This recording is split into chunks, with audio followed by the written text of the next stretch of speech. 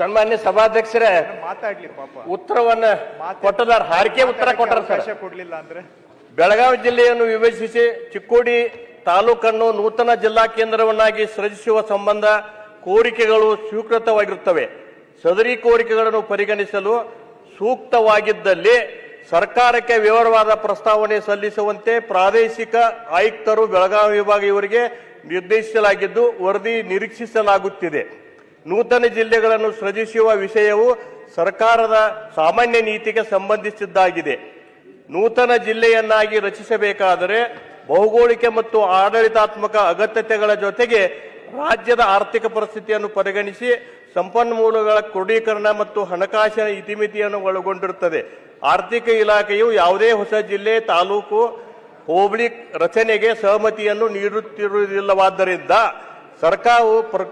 ಸರ್ಕಾರವು ಪ್ರಸ್ತುತ ಹೊಸ ಜಿಲ್ಲೆಗಳ ರಚನೆಗೆ ಯಾವುದೇ ತಾಂತ್ರಿಕ ನಿರ್ಣಯ ಕೈಗೊಂಡಿರುವುದಿಲ್ಲ ಅಂತ ಹೇಳಿ ಹಿಂಗ ಹಾರಿಕೆ ಉತ್ತರ ಕೊಟ್ರೆ ಹೆಂಗ್ ಸರ? 18 MLA ಕ್ಷೇತ್ರ ಸರ್, ಇದು ದೊಡ್ಡ ಜಿಲ್ಲಾ. ಈಗ ಹಿಂದೆ 20 ವರ್ಷ ಹಿಂದನ ದಿವಂಗತ JH ಪಾಟೀಲ್ ಸಾಹೇಬ್ರು ಮುಖ್ಯಮಂತ್ರಿ ಇದ್ದಾಗ ಘೋಷಣೆ ಮಾಡಿದಂತ ಜಿಲ್ಲೆ ಚಿಕ್ಕೋಡಿ. ಇಲ್ಲಿ ತಕ 25 ವರ್ಷ 30 ವರ್ಷ ಆದ್ರೂ ಇನ್ನೂ ತಕ ಜಿಲ್ಲೆ ಘೋಷಣೆ ಆಗ್ತಾ ಇಲ್ಲ. ಈಗಾಗಲೇ ಚಿಕ್ಕೋಡಿಯಲ್ಲಿ, ಅತ್ತನೆಯಲ್ಲಿ, ಗೋಕಾಕದಲ್ಲಿ ಹೋರಾಟ ಮಾಡತಾರ ಸರ್ ರೈತರು. ಉತ್ತರ ಕೊಡ್ತಾರೆ.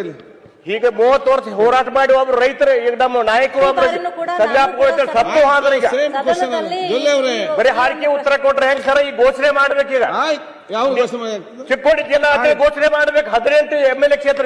ಈಗ ಧಾರವಾಡ ಈಗ 3 ಜನ ಮಾಡಿದಾರೆ ಸರ್, ಗದಗ ಮತ್ತ ಹಾವೇರಿ ಮತ್ತ ಧಾರವಾಡ. ಮತ್ತ ನಮ್ ಬೆಳಗಾವಿ ಜಿಲ್ಲಾ ಮಾಡಕ್ ಹಾಕಿ ಇವ್ರಿಗೆ ಹಿಂದೇಟ್ ಹಾಕ್ತಾರೆ ಸರ್ಕಾರದವ್ರು. ಆರ್ಥಿಕ ಏನ್ ಸಲಹಬೇಕು ಮತ್ತ ಪ್ರಾದೇಶಿಕ ಆಯುಕ್ತರದ ವರದಿ ಬೇಕತ್ತ.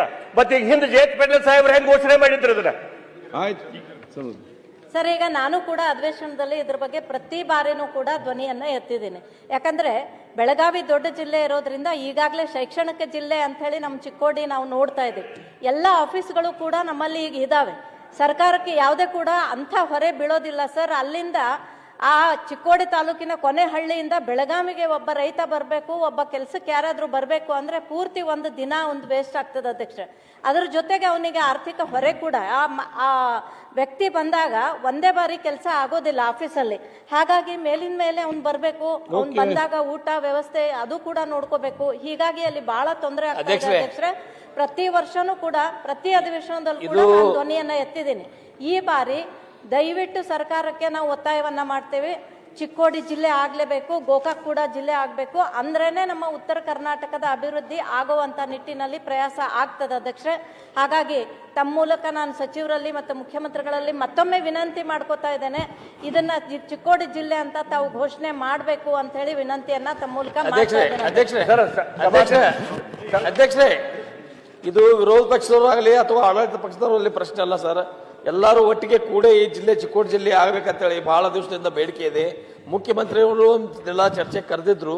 ಇದು ಮತ್ತೊಮ್ಮೆ ಚರ್ಚೆ ಕರೆದು ಒಂದು ಸೀರಿಯಸ್ ಆಗಿ ಒಂದು ವಿಶೇಷ ಸಭೆ ಕರೆದು ಒಂದು ನಿರ್ಣಯ ಮಾಡಲಿಕ್ಕೆ ಅವಕಾಶ ಮಾಡಿಕೊಡ್ಬೇಕು ಅಂತೇಳಿ ನಾನು ಸರ್ಕಾರಕ್ಕೆ ಒತ್ತಾಯ ಮಾಡ್ತಾ ಇದ್ದೀನಿ ಸರ್. ಈಗಾಗಲೇ ಮಾನ್ಯ ಕಂದಾಯ ಸಚಿವ ವಿನಂತಿ, ನಿನ್ನೆ ಮಾನ್ಯ ಮುಖ್ಯಮಂತ್ರಿಯವ್ರ ಜೊತೆ ಇಡೀ ಗೋಕಾಕ್ ತಾಲೂಕು ಜಿಲ್ಲೆ ಆಗಬೇಕು ಎಲ್ಲ ಮಠಾಧೀಶರು, ನಾವು ಜಿಲ್ಲಾ ಉಸ್ತುವಾರಿ ಮಂತ್ರಿ ಸನ್ಮಾನ್ಯ ಸತೀಶ್ ಜಾರಕಿಹೊಳಿ ನೇತೃತ್ವದಲ್ಲಿ ಅವ್ರ ಅಪಾಯಿಂಟ್ಮೆಂಟ್ ತಗೊಂಡು ನಾವು ವಿನಂತಿ ಮಾಡ್ಕೊಂಡಿವಿ. ಮಾನ್ಯ ಮುಖ್ಯಮಂತ್ರಿ ಅವ್ರು ಏನು ಹೇಳಿದ್ರೆ, ವಿಧಾನಸಭಾ ಅಂದರೆ 18 ಕ್ಷೇತ್ರ ಇದೆ, ಅವ್ರನ್ನೂ ಎಲ್ಲ ಕರಿತೀವಿ. ಇಬ್ಬರು ವಿಧಾನ ಪರಿಷತ್ ಸದಸ್ಯರು 3 ಜನ ಆದರು, ಕರೆಸಿ ಚರ್ಚೆ ಮಾಡಿ ಆದಷ್ಟು ಬೇಗನೆ ನಿರ್ಣಯ ತಗೊಂಡು ನಮ್ಮ ವಿನಂತಿ ಸನ್ಮಾನ್ಯ ಸಭಾ ತಮ್ಮ ಮುಖಾಂತರ ಈಗಾಗಲೇ ಆಯೋಗಗಳು ರಿಕಮೆಂಡ್ ಮಾಡಿದ್ದು ಗೋಕಾಕ್ ಚಿಕ್ಕೋಡಿ ಜಿಲ್ಲೆ ಆಗ್ಬೇಕಂತ ರಿಕಮೆಂಡ್ ಮಾಡಿದಾರು. ತಾವು ಆಡಳಿತ ದೃಷ್ಟಿಯಿಂದ ದಯಮಾಡಿ ಅಂದರೆ ಈ ಸದನ ಮುಗಿಯೊಳಗೆ ತಾವೆಲ್ಲ ಶಾಸಕರನ್ನು ಮತ್ತೆಲ್ಲ ವಿಧಾನ ಪರಿಷತ್ ಎಲ್ಲರೂ ಸದಸ್ಯರನ್ನು ಕರೆದು ತಾವೊಂದು ಸಭೆ ಮಾಡಿ ನಿರ್ಣಯ ಮಾಡಿದರೆ ಭಾಳ ದಿನ 40 ವರ್ಷದ ಹೋರಾಟ ಇದೆ. ಅದಕ್ಕೆ ದಯಮಾಡಿ ಗೋಕಾಕ್ ಮತ್ತು ಚಿಕ್ಕೋಡಿ 2 ಜಿಲ್ಲೆ ಮಾಡ್ಬೇಕಂತ ನಾವು ಒತ್ತಾಯ ಮಾಡ್ತೀವಿ. ಸಭಾಧ್ಯಕ್ಷರೇ, ಈಗ ಬೆಳಗಾವದಾಗ ನೀವು ಇಲ್ಲಿ ಅಧಿವೇಶನ ನಡೆಸಿ ಏನ್ ಸಾರ್ಥಕ ಆಯ್ತು? 18 MLA ಕ್ಷೇತ್ರ ಸರ್, ದಯಮಾಡಿ ಗಮನಿಸಿ ಹೇಳದನಿ. ಅಧಿವೇಶನ ಮುಗಿದ್ರೊಳಗೆ ಎಲ್ಲ 18 ಶಾಸಕರು ಕರೀರಿ, ವಿಧಾನ ಪರಿಷತ್ ಸರ್ ಚರ್ಚೆ ಮಾಡಿ ನೀವು ಇದು ಘೋಷಣೆ ಮಾಡ್ಬೇಕು. ಅಂದ್ರೆ ಇದು ಉತ್ತರ ಕರ್ನಾಟಕ ನೀವು ಇಲ್ಲಿ ಅಧಿವೇಶನ ನಡೆಸಲಿಕ್ಕೆ ಸಾರ್ಥಕ ಆಗತ್ತೆ. ನಮ್ಮ ಜಿಲ್ಲಾನ ನೀವು ಮಾಡ್ಲಿಲ್ಲ ಅಂದ್ರೆ ಮತ್ತೆ ಇಲ್ಲಿ ಅಧಿವೇಶನ ಅದಕ್ಕೆ ನಡ್ತದೆ. ದುರ್ಯೋಧನ ಅವರೇ, ಉತ್ತರ ಅದಕ್ಕೆ ನಾವು ಹೋರಾಟ ಮಾಡ್ಬೇಕಾಗತ್ತೆ ಸರ್. ಮತ್ತೆ ಹೌದು